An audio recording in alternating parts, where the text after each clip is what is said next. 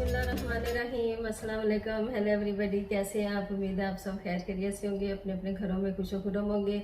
अल्लाह ताला आप सबको अपने सामान में रखे, आमीन सुमा आमीन। मुझे भी अपनी दुआ में याद रखिएगा। Welcome back once again Nisa cuisine and vlogs. एक नए दिन के आगाज के साथ आपको खुश आमदीद कहती हूँ दिल की अथाह गहराइयों से, और दुआ करूँ कि आप सबको अभी किसी प्यारे का दुख न दिखाए, बहुत ज़्यादा कामयाबियों कामरानियों से नवाजे, दिनों दुनिया दोनों में, दिनों दुनिया दोनों के लिहाज से कामयाब होना बहुत ज़रूरी है। और हमारा बहुत ही मजहबी त्यौहार हज के साथ साथ हमारी ईद उल अजहा भी आ रही है, बहुत नज़दीकी होती जा रही है, मतलब थोड़े थोड़े दिन आगे बढ़ते जा रहे हैं। तो बहुत खुशी हो रही है कि हम इस त्यौहार को इंशाल्लाह ताला बहुत अकीदत और एहतराम से मनाएंगे। और जो हाजी गए हैं अल्लाह ताला उनको अपने ज़मान में रखे, उनके हज कबूल फरमाए, और हम सबको भी बार बार हज पे जाना नसीब फरमाए, आमीन सुम्मा आमीन। और अपने अहल यार के साथ में भी बिल्कुल खैर खैरियत से हूँ, अल्हम्दुलिल्लाह खुश हूँ, मज़े में हूँ, और बच्चों को कामयाबियों और खुशियों को एंजॉय करती हूँ और खुश रहती हूँ उनको देख देख के। एक माँ के लिए इससे बढ़ के और क्या होगा कि वो अपने बच्चों को देख देख के खुश होती रहती है, उसके लिए इससे बड़ा खजाना और क्या होगा। अल्हम्दुलिल्लाह अल्हम्दुलिल्लाह, अल्लाह ताला सबको अच्छी नेक खूबसूरत औलाद से नवाजे, आमीन सुम्मा आमीन। और आज एक नई रेसिपी के साथ हाजिर हूँ। आपको थैंक यू कहती हूँ सबसे पहले, और उसके बाद बगैर वक्त ज़ाया के अपनी रेसिपी का आगाज़ करते हैं। मैंने कल आपको कल से परसों से मैंने शुरू किया है ईद उल अजहा के लिए, यानी बकरा ईद के लिए रेसिपी स्टार्ट की हुई है। तो होपफुली आपको अच्छा लगा, क्योंकि ढेरों ढेरों माशाल्लाह से गोश्त होता है, दूसरों की तरफ से भी आता है, अपने घर भी होता है। हम बेशक अकरबा में बांटते हैं, गरीब गुरबा में, मसाकिन में, लेकिन फिर भी एक अच्छी हैमसम अमाउंट हमारे पास होती है, क्वांटिटी। तो उसका अच्छा बेहतरीन मुसरफ कैसे कर सकते हैं, मसरफ कैसे कर सकते हैं हम, वो मैं आपको बताती हूँ। यकीनन बहुत अच्छी अच्छी रेसिपी सारी लेडीज़ ही बनाती हैं, खातून खाना का काम यही होता है। तो आज चलते हैं, कुछ हट के ज़रा सा भी बनाना चाहिए। एक बिरयानी पुलाव एक ट्रेडिशनल हमारा तो होता ही है, लेकिन हट के एक पुलाव आपसे शेयर करने जा रही हूँ, वो है काबुली पुलाव। बहुत ही जमी बनेगा, अफ़गान काबुली पुलाव, उज़्बेक भी होता है, लेकिन यह अफ़गान काबुली पुलाव, कबूली पुलाव भी जिसे कहते हैं, आपसे शेयर करने जा रही हूँ। तो मेरे तरीके से बनाइएगा इंशाल्लाह ताला, बिल्कुल ऑथेंटिक रेसिपी है, किसी से मतलब शेयर किसी ने की है मेरे से, तो मैं आपके साथ शेयर कर रही हूँ। मेरी बहुत अच्छी बेटी बनी हुई है, एक अफ़गानिस्तान से है वो, तो बहुत शुक्रिया। और चलते हैं बगैर वक्त ज़ाया किया। सबसे पहले क्या करना है, लैम्ब शैंक के साथ में बनाऊंगी, किसी भी मीट के साथ आप बना सकते हैं, मटन शैंक के साथ बनाऊंगी, किसी भी मीट के साथ आप बना सकते हैं, ठीक है। तो चलिए बगैर वक्त ज़ाया किए चलते हैं अपनी रेसिपी की तरफ से। अपना बहुत सबसे पहले मैं इंग्रेडिएंट शेयर कर देती हूँ आपसे। ऑफ कोर्स सबसे पहले तो हमें चाहिए होगा मटन या लैम्ब, जिससे भी आप हम बना रहे हैं। तो ये देखिएगा मेरे पास एक लैम्ब शैंक, मटन शैंक है, सॉरी बार बार लैम्ब कह रही हूँ, बार बार, क्योंकि बच्चे लैम्ब खाते नहीं, इस वजह से मैंने लिया नहीं, वरना तो लैम्ब में बहुत अच्छा बनता, लेकिन इससे भी बहुत अच्छा यकीनन बनेगा। ये तकरीबन हाफ के जी से थोड़ी ज़्यादा है। तो उसके अलावा मैंने इसे धो के वॉश करके मतलब स्ट्रेनर में रख दिया है। उसके अलावा इसमें ऑयल तो ऑफ कोर्स जाएगा ही, और इसके अलावा जो मेन चीज़ इसकी एक और इंग्रेडिएंट्स मैंने आपको दिखाना था, वो राइस है। राइस इंशाल्लाह ताला इसमें मैंने ये 2 कप डाले। आप जितने भी बनाने चाहें, उसमें बासमती सेला किसी में भी बनाना चाहे बना लीजिएगा। 2 कप राइस है मेरे पास, और उसके अलावा इनको पानी में भिगो दूंगी अभी मैं। और उसके अलावा मेरे पास कैरेट्स हैं, किसी तरह भी कट कर लीजिए, उनको पतला करूंगी अभी मैं। अभी ज़रा गोल कटी हुई लाई थी इसलिए इसी तरह। एक मीडियम अनियन जाएगी इसमें, लहसुन जाएगा इसमें, और इसके अलावा इसमें कुछ बादाम जाएंगे, जो नट्स इसमें ऑफ कोर्स जाते ही हैं। तो इनको मैंने पानी में भिगो लिया ताकि इजीली छिलका इनका उतर सके। और इसके अलावा इसमें जाएंगे जी ये 2 किस्म की इलायचियाँ जाएंगी, ब्लैक कार्डमम भी जाएगी और ग्रीन कार्डमम भी जाएगी। इनको मोटा मोटा कूट लूँगी मैं। हल्की सी चीनी इसमें डालेंगे, बहुत ज़्यादा मीठा नहीं करना, उसको ग्लेज देने के लिए और स्वीटन थोड़ा करने के लिए। थोड़े से काजू डालूँगी, डालना चाहे तो ऑप्शनल है, ना डालिए, अगर नहीं चाहते आप तो, पसंद नहीं है। कुछ रेजन्स मिक्स मैंने ले लिए, और वो जाएंगे 4 से 5 जवे लहसुन के जाएंगे। इसी तरह साबुत और ड्राई मसालों में मैं आपको बता देती हूँ क्या क्या है। ये सॉल्ट है मेरे पास, सॉल्ट के बगैर तो आपको पता है कोई भी रेसिपी कंप्लीट नहीं होती।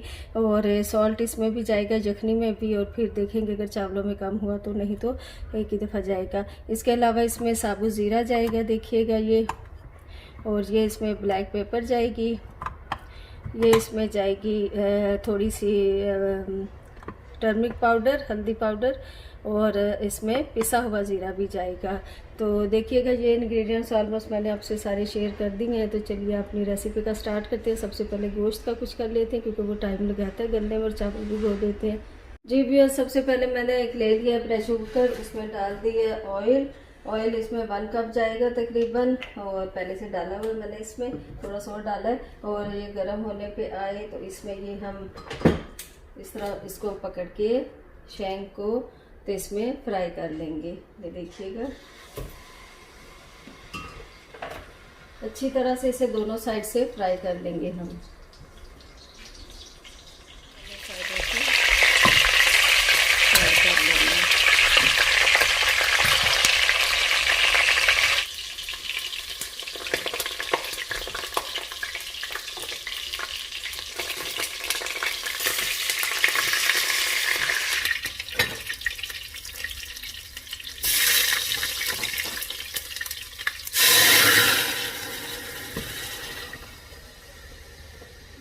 थोड़ा शोर तो आपको आया होगा, इसमें म्यूट कर देंगे। पानी डाला तो काफ़ी शोर था। इसमें यखनी के लिए हमने पानी डालना है तो थोड़ा ज़्यादा ही डालना होगा, ठीक है, क्योंकि इसको कुकर में बनाने का ये मकसद है कि अच्छी तरह इसकी यखनी इसमें गल भी जाए और इतना बच जाए कि हम चावलों के लिए ना हो। तो गर्म पानी डालने की कोशिश करें कि गर्म पानी डालें, क्योंकि ये ज़रा पार्ट देर से गलता है, इसलिए इसको कवर करना है मैंने पानी से, ताकि कवर हो जाए, डीप हो जाए, और उसके बाद ये अच्छी तरह गल जाए इसी में। और इसके साथ ही हम थोड़ा सा लहसुन डाल दिए। लहसुन को जब ये थोड़ा सा डाल देते हैं, नमक बाकी हम टेस्ट के मुताबिक डालेंगे, जैसे हमें लगेगा कम है तो कम है तो वो डाल देंगे, ज़्यादा है तो उसको वो कर देंगे। चलिए इसको थोड़ा साफ़ कर लेते हैं क्योंकि उछला बहुत है तो इसने मैस काफ़ी किया है। तो ज़रा भी मैं चाह रही थी दोस्तों कि हट के भी कुछ बनाना चाहिए। पुलाव बिरयानी हमारे अपने ट्रेडिशन में बनते ही हैं यकीनन, और उसके अलावा भी कुछ अगर किया जाए तो साथ साथ जो मैस होता है ना, ये बिल्कुल भी अच्छा नहीं लगता। देखिएगा व्यूअर्स, मैं देखते हैं गोश्त की क्या पोजीशन है। तो ये जब हाफ डन हो जाए मैं आपको दिखा देती हूँ। तकरीबन ये हाफ डन हो चुका है। देखिए इसका ये है कि हड्डी ने छोड़ दिया है गोश्त उससे ना, तो ये हाफ डन तो हो चुका है।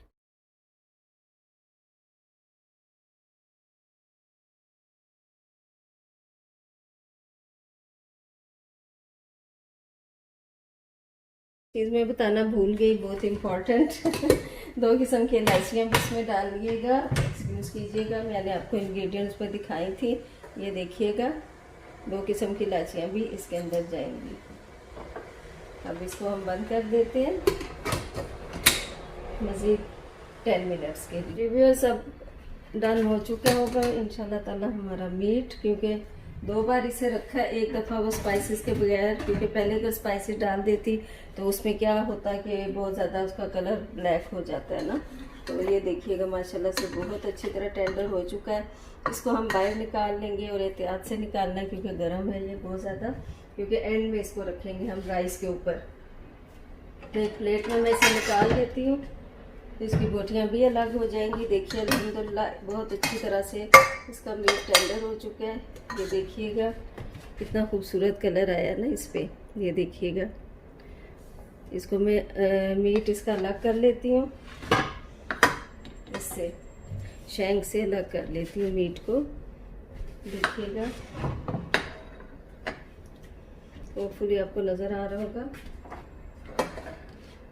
इस तरह करके थोड़ा सा मीट अलग इसका कर देते हैं हम। बहुत माशाल्लाह अच्छी तरह से गल चुका है, और ये दम के वक्त हम इसके ऊपर रखेंगे। इस तरह करके एहतियात से कीजिएगा क्योंकि बहुत ज़्यादा ये गरम है। गरम गरम इसको करें तो अच्छा रहेगा। ये देखिएगा माशाल्लाह से बहुत ही अच्छे तरीके से मीट टेंडर हो चुका है, और इसका बहुत ही मज़ेदार किस्म का पुलाव रेडी होगा। अब इसको हम चावलों की प्रिपरेशन कर लेते हैं। देखिएगा व्यूअर्स, पैन मैंने रख दिया, और इस पैन में मैं क्या करूँगी, थोड़ा सा ऑयल डालूँगी, क्योंकि इसमें मैं पहले भी कर सकते थे लेकिन थोड़ा सा इसलिए डालूँगी क्योंकि हमने ऑलरेडी ऑयल डाला हुआ है, तो फिर बहुत ज़्यादा ना हो जाए। इसमें डालने का मकसद सिर्फ इतना है कि मैं वो जो रेजन्स वगैरह हैं, अपने कैरेट्स वगैरह हैं, ड्राई नट्स हैं, वो सारे इसमें थोड़े से मैं रोस्ट कर लूँगी, और कोई रीज़न नहीं है।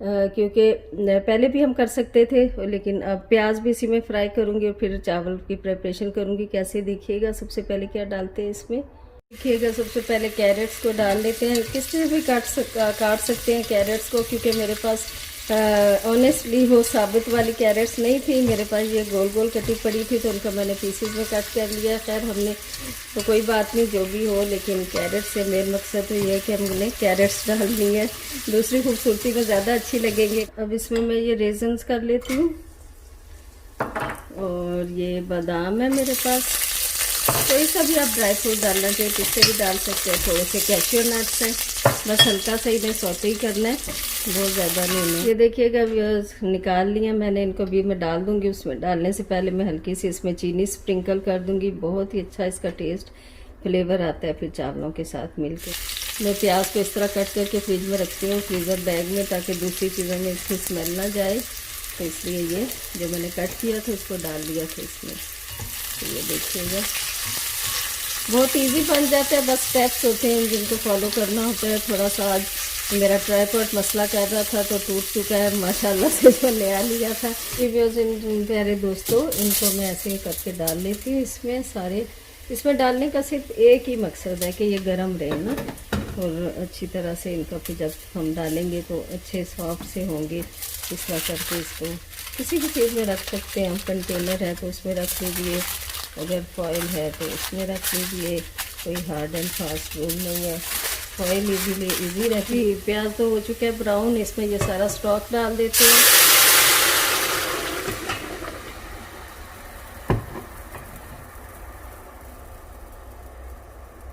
इसको लीड को कवर लगा देंगे, ऊपर इसको कवर कर देंगे, थोड़ा सा ऑयल बॉयल आ जाए तो उसमें राइस डालेंगे।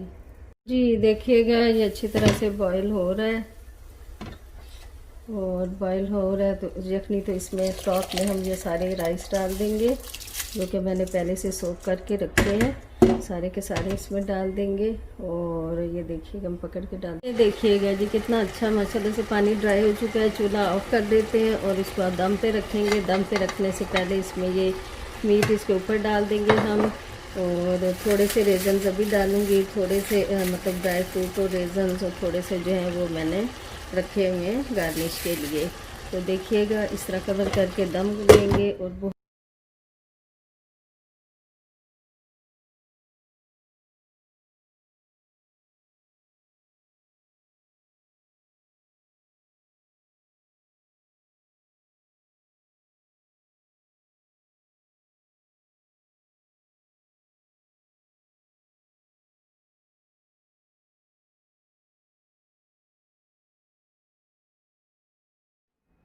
जी मेरे प्यारे दोस्तों, प्यारे प्यारे व्यूअर्स, कैसी लगी आज की रेसिपी आपको? होपफुली आपको अच्छी लगी होगी। पसंद आए तो ज़रूर कमेंट्स करके बताइएगा। अपना बहुत ज़्यादा ख्याल रखिएगा। Thank you so much.